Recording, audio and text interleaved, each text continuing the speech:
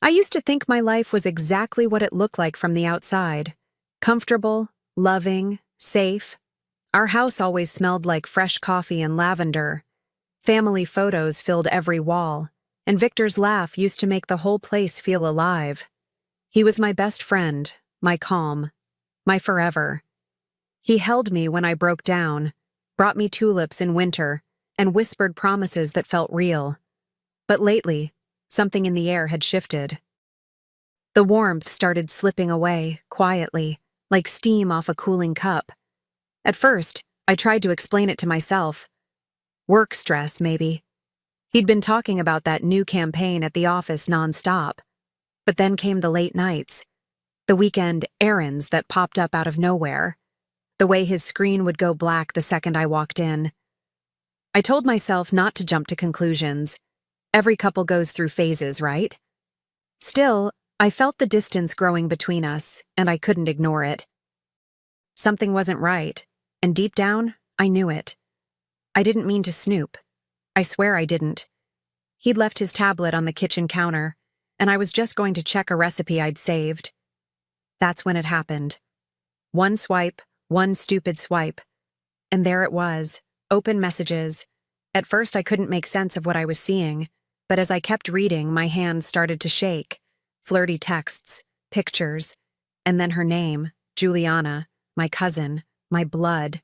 I couldn't breathe. My ears were ringing, and my heart felt like it had dropped straight through the floor. I kept scrolling, hoping, praying, that somehow I was wrong. Maybe it was some sick joke, some weird misunderstanding. But no. There she was, sending him photos I wish I could erase from my mind.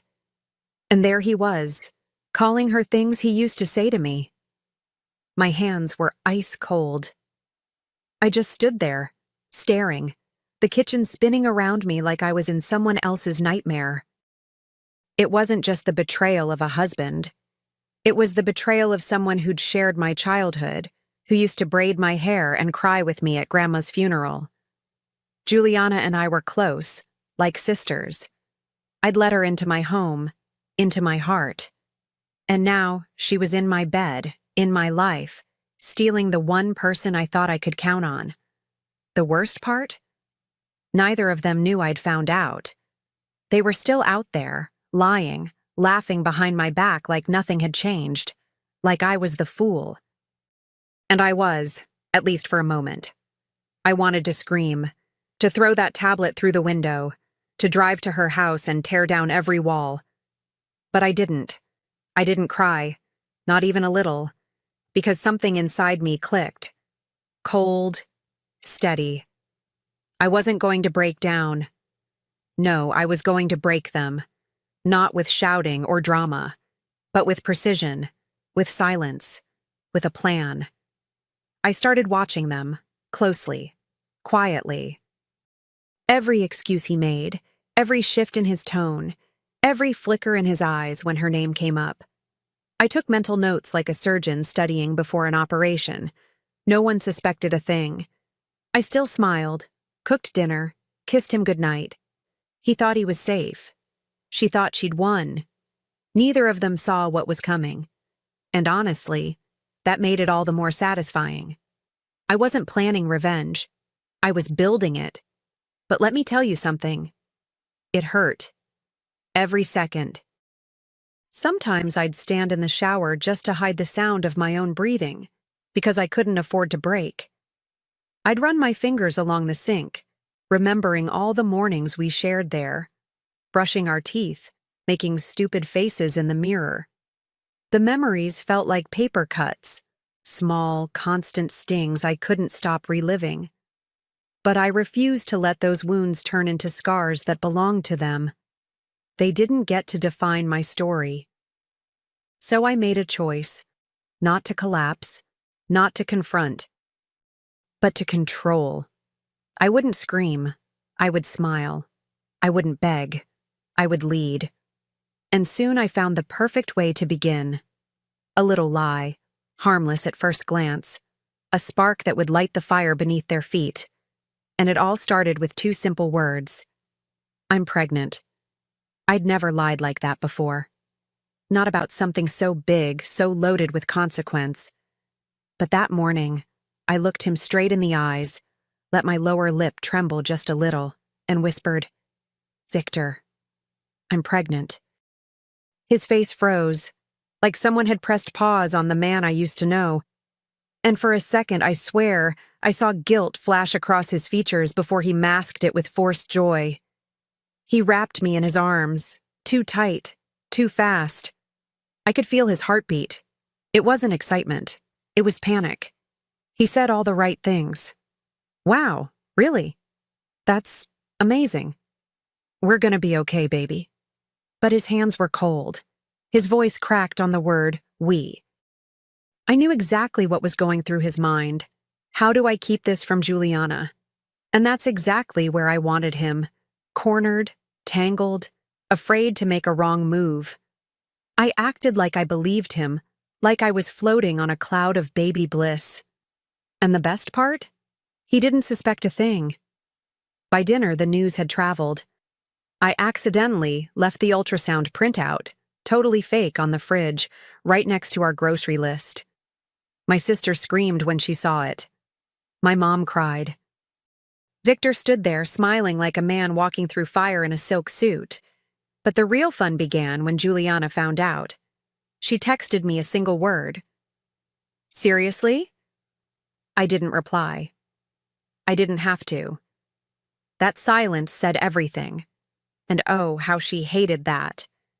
She started slipping almost immediately. You could feel the tension in every word she spoke around me. Tight, brittle, like a woman holding her breath. At a family brunch, she barely looked at me. When she finally did, her smile was a cracked plate, all edges and no warmth. Victor tried to act normal, but I could see it. The way his leg bounced under the table. The way he avoided eye contact. I watched them like a hawk. Every glance, every twitch, every lie layered over another. At home, Victor was different. He hovered, asked too many questions, offered to cook, to clean, to run to the store for snacks I hadn't even craved. I played the glowing mom-to-be, rubbing my belly, humming lullabies, flipping through baby name books just loud enough for him to hear. And when I caught him staring, I'd give him this soft, dreamy smile. It was all theater. But I was the star, the director, and the script was mine. He had no idea he was already in the second act of a play he never auditioned for. Meanwhile, Juliana was spiraling. She called him constantly, and when he thought I was asleep, he'd answer in whispers. Angry whispers. I made a habit of getting up for a glass of water just in time to accidentally overhear them. "What do you want me to do, Juliana?"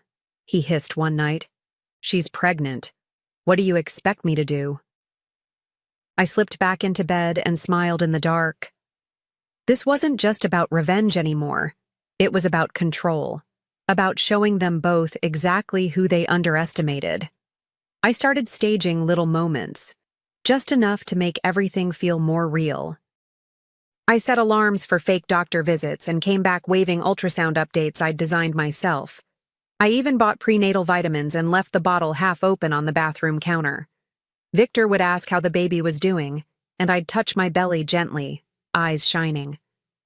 "Growing fast," I'd say, and I'd watch as his soul quietly unraveled. He was trapped in a lie he couldn't control, and I made sure the walls kept closing in. I knew exactly how to play it. Sweet. Innocent. Overflowing with maternal joy. I baked cookies for the neighbors, wore flowing dresses, even started a Pinterest board called Baby Love. The irony tasted sweeter than sugar. Juliana, on the other hand, was losing her grip. She stopped showing up to family events, but when she did, she looked like a shadow of herself. Restless, snappy, brittle. And I just kept smiling. Being the woman everyone adored. The mother-to-be with a heart of gold. But the best part? No one knew I was watching. Listening. Gathering every scrap of their mess while they drowned in it. I wasn't done yet, not even close. The storm hadn't hit. Not really. I was just turning up the pressure, slowly, like tightening a lid on a boiling pot. And soon, I'd make sure it exploded, exactly when and where I wanted. Things got tight, tense, the kind of tense you can feel in your teeth. Every morning, Victor would kiss me goodbye with a smile that didn't quite reach his eyes, and every evening, he came home more worn, more twisted up inside. I kept the act going, of course. "The baby and I missed you," I'd whisper, curling into his side like everything was perfect. And he'd nod, say something soft, but I could hear it, the crack in his voice. He was breaking, and I was right there to watch it happen. I started creating little moments of proof. One day I left a folded ultrasound photo in his briefcase with a note, "Can't wait to meet our little miracle." Another day I texted him a video of a fake heartbeat playing through my phone, tears in my eyes, thanking him for being my rock. He didn't respond right away. When he did, it was just a thumbs-up emoji. That's when I knew he was drowning. Juliana was pulling from one side, I was dragging from the other, and he couldn't keep both lies above water. They fought constantly now. I knew because I made sure they did. I'd accidentally leave bits of confusing info where Juliana might find them, an appointment time that didn't match up, a receipt for prenatal tea Victor never bought me. He started getting sloppy, snappy, caught between guilt and survival. And I played dumb. I cried when I needed to, laughed when it mattered. I was the picture of grace under pressure, and all the while, I kept turning the screws, just a little tighter each day. Juliana started texting me again. At first, little jabs disguised as concern. "How are you feeling? Must be exhausting." Then came the snide remarks. "Hope Victor's stepping up as a father." I never replied. Silence was my weapon, and she was bleeding from every unspoken word. I knew she was cracking. Her ego couldn't take being ignored. And Victor, poor Victor, was caught in a minefield of his own making. Every lie he told now had to align with mine. One misstep, and everything would blow. At a Sunday family dinner, I orchestrated my masterpiece. I stood at the head of the table, a glowing smile on my face, hand gently resting on my belly. "This little one," I said, voice trembling just enough, "reminds me every day that life is about second chances, forgiveness, loyalty, and the gift of new beginnings." My mother wiped a tear. My sister toasted to my strength. And across the table, Victor and Juliana looked like ghosts trapped in daylight. Their faces drained, lips tight, eyes darting, caught. I looked at them and almost laughed. They had no idea how much I knew, how much I'd planned. Every moment they shared, I was there. Every stolen text, every lie whispered between sheets. I was the shadow they didn't see. And now, they were the ones pretending. Faking smiles, faking peace. Meanwhile, I was building a truth so sharp it could slice them both open when the time was right. And oh, that time was getting close. I could feel it, the collapse coming. Victor barely spoke to me unless prompted. When he did, his voice was cautious, like stepping through broken glass. Juliana stopped showing up altogether, and when she did call, it was always with urgency. Panic. She was unraveling faster than he was. And I just kept smiling. I'd rub my stomach at the perfect moments, let people fawn over me, ask me baby names, give me gifts. I became untouchable, sacred. No one lies to a glowing mother, not without consequence. I started dreaming about it, the moment I'd finally let it all spill. What it would look like, what I'd wear, how their faces would fall. I didn't want revenge that screamed. I wanted revenge that whispered, that slid in under their skin and stayed there. Something unforgettable, something public, something they'd never live down. But it had to be perfect. The timing, the crowd, the reveal. I could feel it boiling under the surface, and I wasn't about to lift the lid until it was ready to erupt. So I waited, watched, listened. Let them believe, even just for a little longer, that they still had control, that they might still get away with it. But deep inside, I was already planning the moment the curtain would rise. And when it did, oh, they would both wish they'd never met me. Because the truth wasn't just coming. I was going to deliver it myself, with a bow on top. I picked the day carefully. A family reunion. How poetic. My mother insisted on throwing a baby shower at the same time, and I didn't stop her. In fact, I helped plan it. Baked cookies, wrapped favors, smiled for every photo. It was the perfect storm. Relatives from out of town, lifelong friends, and enough decorations to make it all feel festive. I wore a soft blue dress, the one Victor used to say made me glow. And I did glow, just not for the reason anyone thought. Victor looked like hell. Dark circles, nervous laugh, overcompensating with jokes and forced affection. Juliana? She almost didn't come, but she did.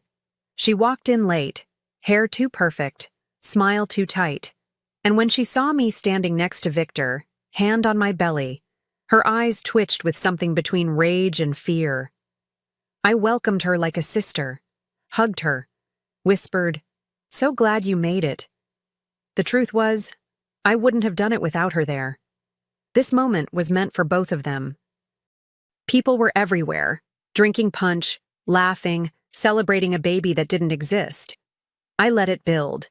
Let the joy bubble up until the air practically crackled with it. I walked from table to table, soaking it all in, the compliments, the blessings, the innocent belief. Then I tapped my glass gently, 3 times. The room quieted, all eyes on me. I smiled, holding the printed sonogram in one hand and a stack of paper in the other. And in that silence, I felt calm. More calm than I'd felt in months. I took a breath and started with the story everyone expected. How grateful I was, how much the support meant, how excited Victor and I were to welcome this miracle. I saw heads nodding, a few people dabbing their eyes. Juliana had her arms crossed, barely blinking. Victor stood beside me, frozen. He didn't know what was coming, but something in his gut must have started to twist. Then I paused, held the sonogram up high. "I have a confession," I said. "There is no baby." Gasps. A glass clinked to the floor. Someone whispered, "What?" I let the silence stretch like a rubber band pulled tight. "But there is something else," I continued, voice steady, eyes locked on Juliana. "There is betrayal, from a man I shared my life with, and from a woman I once called my sister." I turned to Victor. "You can look away if you want, but this part is yours." And then I held up the printouts, screenshots of messages, timestamps, pictures. I didn't raise my voice. I didn't need to. I watched the color drain from his face, watched Juliana's mask crack in real time. Her lips parted like she wanted to deny it, but she couldn't. Not with the proof hanging in the air like smoke from a fire she started herself. The room was dead silent. My aunt covered her mouth. My cousin stood up, furious. And I just stood there, calm as a candle in a hurricane. Because this wasn't chaos. This was clarity. This was the moment I had crafted with care, and it was hitting exactly where I wanted it to. Victor tried to speak. He stammered, reached out like that would somehow undo everything I'd just laid bare. "Karen, please, But I shook my head gently. I wasn't here to argue. I wasn't here to listen. Juliana's eyes were glassy, her hands trembling as she tried to explain it away. "It wasn't like that. It just happened. You don't understand." But I understood more than they ever thought I could, and I made sure they saw it, that I wasn't broken. I was done. People began to shift in their seats, whispering. Some stared at Victor with disgust. Others looked away in disbelief. A few people actually got up and left. The air in that room had changed. No more streamers and cake and fake joy. Just the raw, ugly truth standing under the baby banner like a final, bitter joke. I took off the little corsage someone had pinned on me earlier and laid it on the table. My last gesture. My quiet mic drop. And with that, I stepped away from center stage. But not before looking over my shoulder, just once. Because that moment, that wasn't the end. Not for me. It was just the start of something else. Something cleaner, sharper, stronger. I walked out of that house with nothing but my purse and my peace. And behind me, they were left to deal with the wreckage they created. Together. No longer a secret, no longer protected. Just two people exposed in the light they tried so hard to avoid. But I wasn't done rising. Not yet. The fallout was immediate. Victor moved out 2 days later. Well, more like vanished. Left behind a pile of unopened mail, some of his clothes, and the scent of cologne I used to love. The whispers spread like wildfire. At the grocery store, people looked twice. At church, they avoided eye contact or stared a little too long. Juliana went into hiding, supposedly traveling to clear her head. But everyone knew. Our family had a way of holding on to betrayal like an heirloom, and this one was going to be passed around for years. Their fairy tale fell apart fast. Without the thrill of sneaking around, they were just two broken people who ruined a good woman for nothing. I heard through the grapevine that they were fighting constantly, that Juliana accused him of ruining her life. That Victor started drinking more, sleeping less.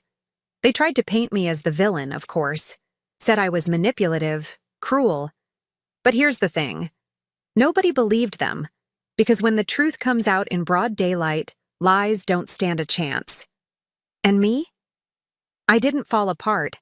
I filed for divorce with my head held high. No drama, no tears, just quiet certainty. I went back to school. I joined a women's group. I started writing again.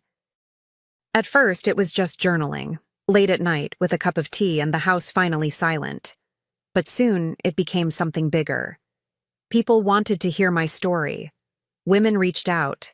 Some cried. Some laughed. All of them saw themselves in me. And that connection, it rebuilt me, piece by piece. I started living again, not just existing in the shell of a woman who'd been betrayed. I changed my hair, redecorated the house, gave away every single thing that reminded me of them.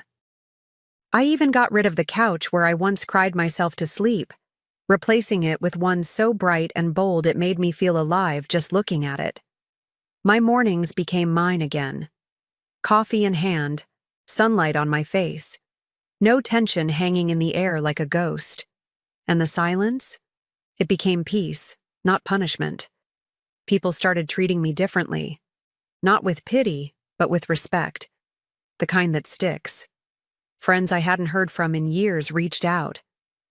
Strangers at events whispered, "You're that woman from the story, right?" I never flinched. I never looked away. Because yes, I was her. The woman who turned devastation into power. I wasn't just surviving. I was building something. Something unshakable. I started consulting, speaking, helping others reclaim their stories. Because mine wasn't unique. But it was proof that healing doesn't mean forgetting. It means transforming. Sometimes, late at night, I'd wonder if Victor ever truly understood what he lost. Not just me, but the version of himself he destroyed. Same with Juliana. Maybe she thought she'd won something, but in the end, all she did was strip herself bare in front of everyone who used to love her. I don't hate them. Not anymore. They gave me the fire I needed to burn down the old version of my life. And in its place, I built something stronger. I walk differently now. Shoulders back, steps steady. Not because I'm trying to prove anything, but because I don't have to. The weight that once clung to me like a second skin is gone. People still talk, sure. They whisper. They speculate. They wonder what I'll do next. And honestly, let them. Because I know who I am now. Not someone's wife. Not someone's second choice. I am the woman who looked heartbreak in the face and didn't blink. I'm writing my story, not just metaphorically. A memoir, maybe. A cautionary tale. Or maybe just a love letter to the version of me that refused to disappear. It's funny. They thought they broke me. They thought I'd fade into bitterness, into silence. But instead, I found my voice, and I used it. Not to scream, but to speak clearly. Loud enough for every other woman walking through betrayal to hear, "You are not done. You are becoming." And that's the truth they'll never escape. Victor and Juliana can have their shame, their silence, their shattered illusion. I have something better: freedom, self-respect, a future that's finally truly mine. And as I step forward, heels clicking against the pavement, wind catching the edge of my coat, I don't look back. Because what's behind me burned, and what's ahead, it's wide open, bright, and it belongs to me.